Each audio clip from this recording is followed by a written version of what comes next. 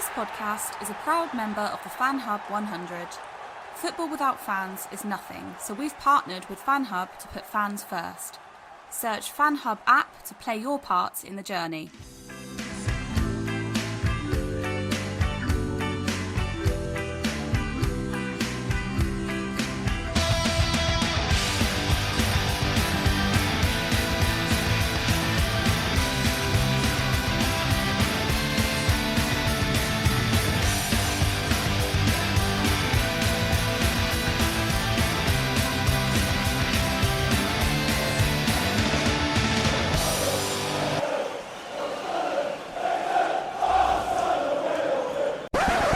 Welcome back to another Mackem in the Middle podcast and the first match preview on the channel. Both audio previews and written previews will be back in the coming days. Sunderland did just beat Fleetwood Town 2-0 on Tuesday night, and we will now turn our attentions to Saturday's game against Crewe, Alexandra. And joining me to have a brief look at the upcoming fixture is Tim. How are you getting on, mate? You well?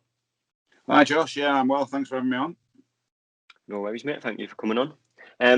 Just looking ahead to the game on Saturday, Tim, obviously Sunderland currently sit 5th, Crewe are in 11th. Given the performance that we saw from Crewe earlier in the season, to me, that comes as no surprise that you're as high up the table as you are. What have you made of the season so far? We would have been relatively happy, I think, with the position we find ourselves in, having just come up from League Two last year. I think the most pessimistic Crewe fans would have said anything better than staying up is a good season. I think the more optimistic we're thinking we could potentially finish in the top half or even maybe push for the playoffs. Mm-hmm. So we're pretty much on track to hit expectations. We've had some good results. We've beaten some good teams. Consistency's probably been an issue for us. We had one very good run of 10 games unbeaten over sort of Christmas and the New Year. But we've had a lot of poor results thrown in. I think looking forward, playoffs are probably a little bit out of reach unless we go on an excellent run over the spring. We've lost our captain and one of our best players as well in the January window, Perry NG, who went to Cardiff. Yep. So, yeah, I think most Crewe fans are relatively happy at the moment. Yeah. I'm just looking at the table, and obviously at the minute with COVID and whatnot, it is kind of a false image. You know, I'm looking at some of the teams here, they've played 26 games, some of them have played 30.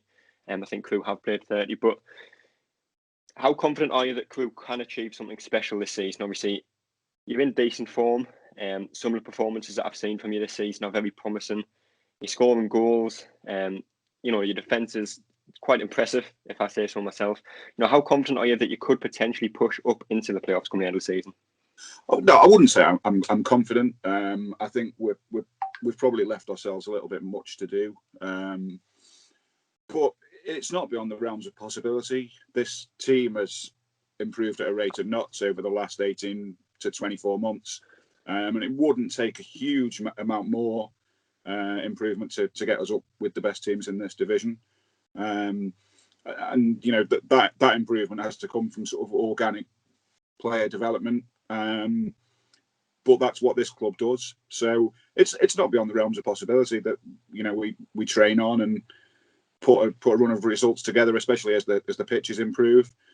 But I think realistically, we probably don't have the resources to compete with the bigger teams Saturday, Tuesday for the whole of the running. So I wouldn't say I'm confident that we'll get to the playoffs. I would say I'm confident that we'll finish in the top half though now. Yeah.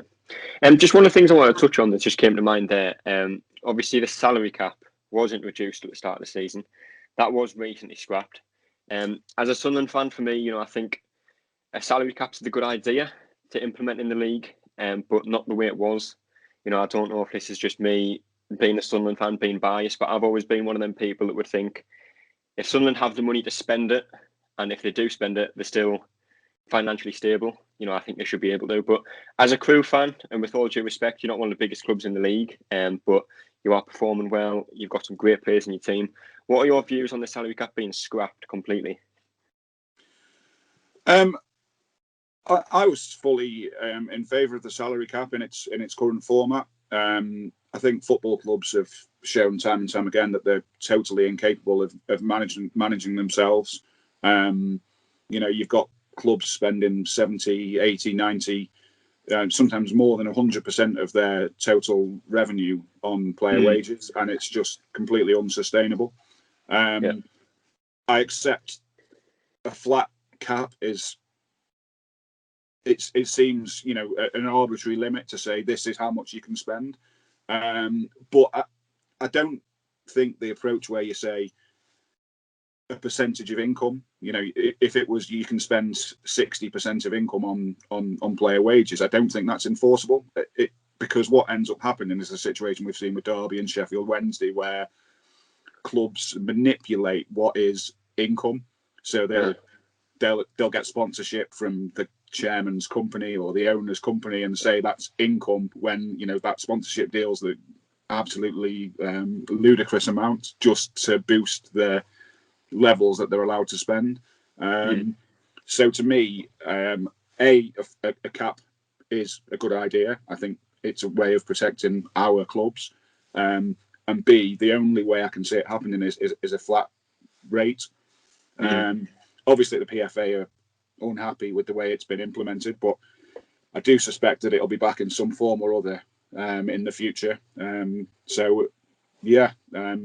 can see why big clubs and bigger clubs would prefer not to have a cap, but to me it seems like it's inevitable, and if you're going to have it, it has to be in a way that it is enforceable. Otherwise, there's no point in having one.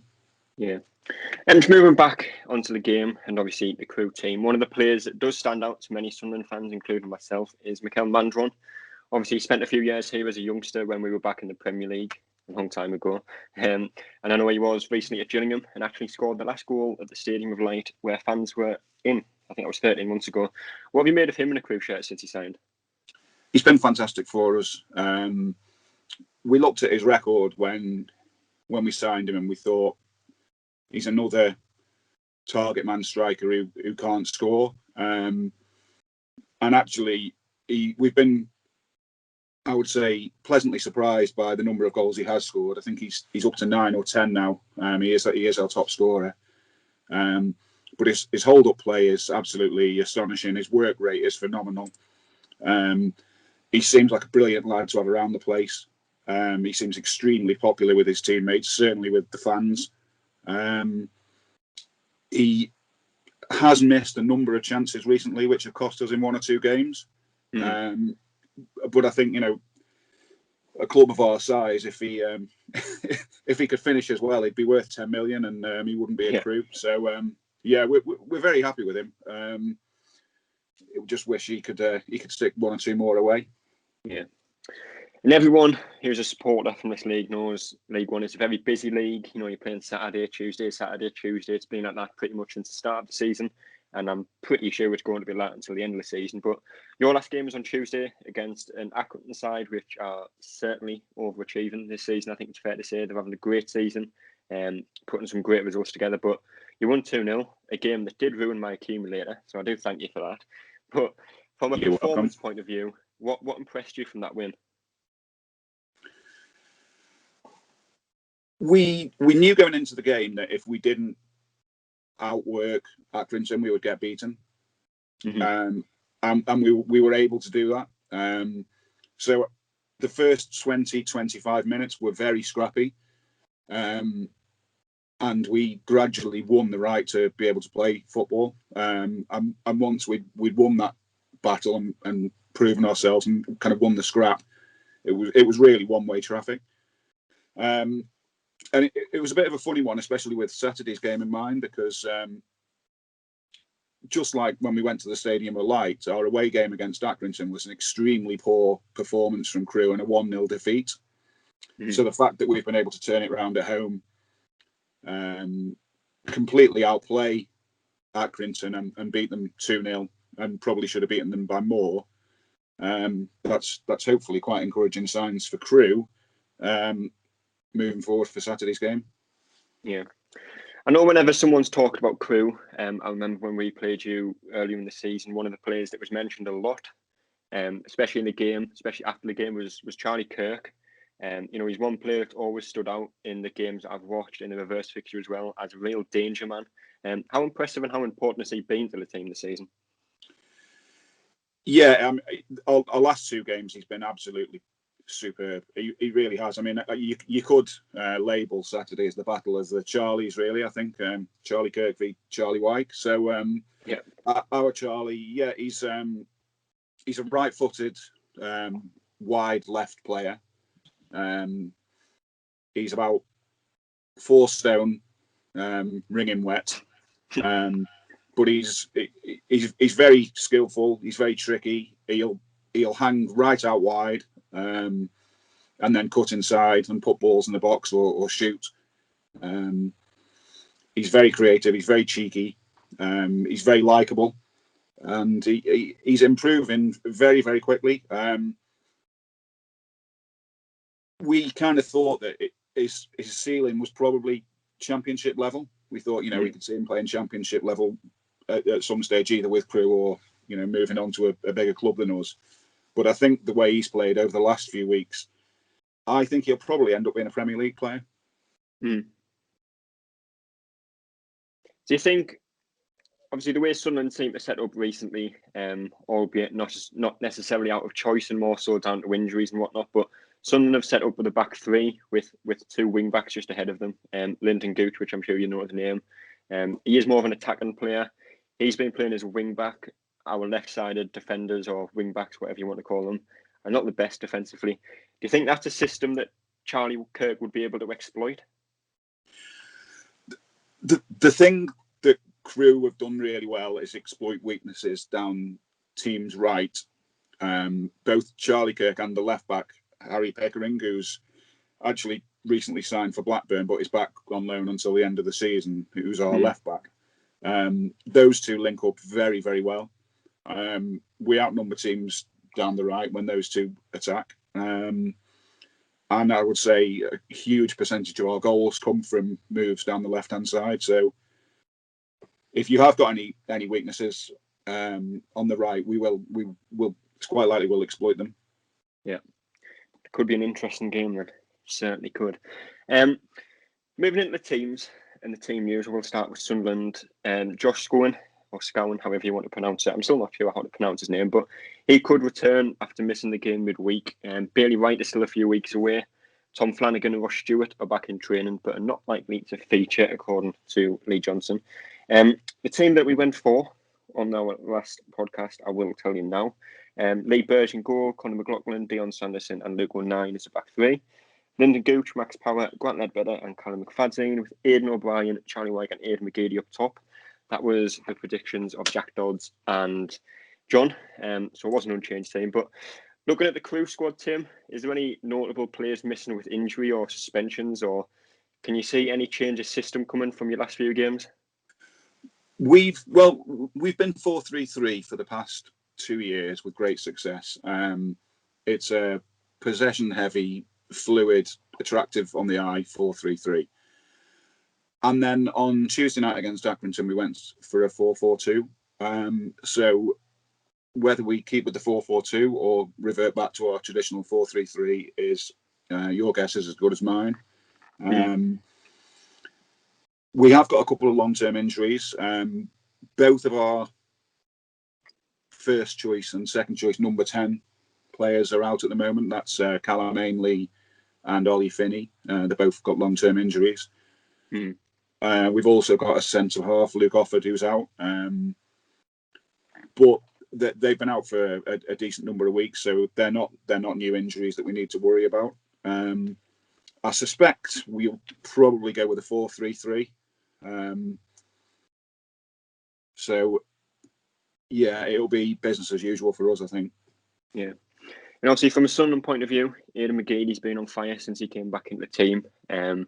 I think he is one of the top assisters, if not the top assister in the league, despite playing, I think, 3 or 4 months less than anybody else in the division. Charlie Wyke, God forbid, 6 months ago, 12 months ago, I never thought I would have said this, but I think he is the leading goal scorer in the league. I think he's got 23 all season. And a lot of that is down to his physical presence, his ability to bully defenders and hold the ball up well. Defensively, have Crewe been able to deal with strikers with them type of attributes? Yeah, we've been relatively solid defensively. I don't think there's anyone quite as good at what he does as Charlie Wyke in the division. So this will be a bit of a test for us. Omar Beckles is our main physical centre half, and he's been excellent this season. As well, didn't he? Sorry, say again. Got a goal in your last game as well, didn't he? Yes, he did. He scored against Accrington on Tuesday, and that was his first goal for the club. He's been absolutely superb for us this season. He really has an absolute rock at the back. I suspect he'll be up against Wyke, and then our other centre half is actually on loan from Borough, so I suspect he'll want to do quite well on Saturday. Yeah, that's Wood. Yeah, I think I remember. I think they might play, but I think he tweeted something after our game last time we played. I'm not entirely sure what it was, but I think I seem to remember that. That could be an interesting one to keep a hold on. I don't know why, but Middlesbrough do seem to have some sort of idea that we are their rivals. We're not. We never have been. We never will be. But just keep on the idea of teams. I will ask you for the team that you think will start, if you could predict the starting 11 for the game on Saturday. Yeah, sure. We'll have Dave Richards in goal. I think we'll probably go with Travis Johnson at right back. Well, it could be Donovan Daniels. I expect Wood and Beckles to be our centre halves, with captain Harry Pickering at left back. In midfield, we'll have Tommy Lowry, Luke Murphy and Ryan Wintle. And then Charlie Kirk will be on the left, and Mikhail Mandrun will be up front, and then probably Owen Dale will be our right winger. Although if we do go 4-4-2 again, it might be Chris Porter up top instead. Yeah. Well, the last game between these two sides did end in a 1-0 win for Sunderland, albeit it was an own goal. I think it was just on the stroke of half time, that one as well. What are your predictions for this one? It's a tricky one. I was looking at both teams' results. An interesting thing that I took from Sunderland's results this season, the teams that you've been beaten by, Shrewsbury away, Plymouth at home, Wigan at home, and MK Dons at home, are all fixtures that we've won, which I thought was quite interesting. A little bit of an odd fact, and it's the fourth best away record against the third best home record in the division. So I'm going to be confident. I'm going to be brave. I'm going to go for a 2-1 Crewe win. 2-1 Crewe win, very nice. Just touching on them results that you were talking about, not that I want to remember them too much, but obviously that MK Dons game, I think MK Dons had gone 14 months without an away win before they beat us away from home. I think Wigan had gone a ridiculously long time without a league win or maybe an away win, and they beat us at home. So on paper, it looks like a surprise result, but as a Sunderland fan, you do start to get used to these. I say surprise results, but you do kind of expect it in the back of your head. And obviously, I think Fleetwood, don't know if you knew this, but obviously we beat Fleetwood 2-0 on Saturday. They didn't actually have a shot on target. Simon Grayson has never won a game at the Stadium of Light, which, as I said on the last podcast, probably doesn't sound like too much for you. But bearing in mind, he was our manager for 6 months. And he still never won a game at the Stadium of Light. So, well, that's quite an impressive record. Well, we've had some very interesting games in the past at Gresty Road. I remember being there when Niall Quinn scored a hat-trick. I think that was it. It was either 4-0 or 4-1, maybe Sunderland win. And the last one, he ran through from the halfway line, which I don't think there'd have been many times where he ran through one-on-one from the halfway line and scored. I remember another game at Gresty Road where we won. I think we won 3-0 and Dean Ashton scored 2 for Crewe. So hopefully it'll be the latter rather than the former on Saturday. Yeah, quite possibly. I think, well, I say in the match preview that I haven't actually done a match preview. I'll get that done, but I think I've got to go with an ambitious win. We're in good form off the back of a couple of wins against teams that we probably wouldn't expect to beat. Obviously, Fleetwood are a good team. Simon Grayson's not a particularly good manager, but a 2-0 win there was a good result.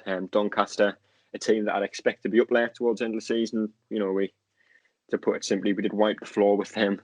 Could have easily been 6 or 7. Obviously, recently beat Lincoln in the semi-final. We've got a cup final to look forward to going forward. So if we can win on Saturday, it would put us in good stead, and hopefully it will continue that form. So I'm going to go with. I think I'll go with a 2-0 because I think in the games that we've won, we haven't actually conceded in many of them. I'm going to go with a 2-0 win. I think Charlie Wyke's going to get both of them. I think Charlie Wyke's going to come out on top for the battle of the Charlies. He's certainly in good form. He is, and that's not something I don't think anybody would have said 12 months ago. But as long as he's scoring goals, you know, we have a chance of getting up the table, and I'm sure many other feel the same way. But that is all we have time for today. I appreciate you coming on, Tim, and joining me. No problem. Thanks for having me. That's all, folks.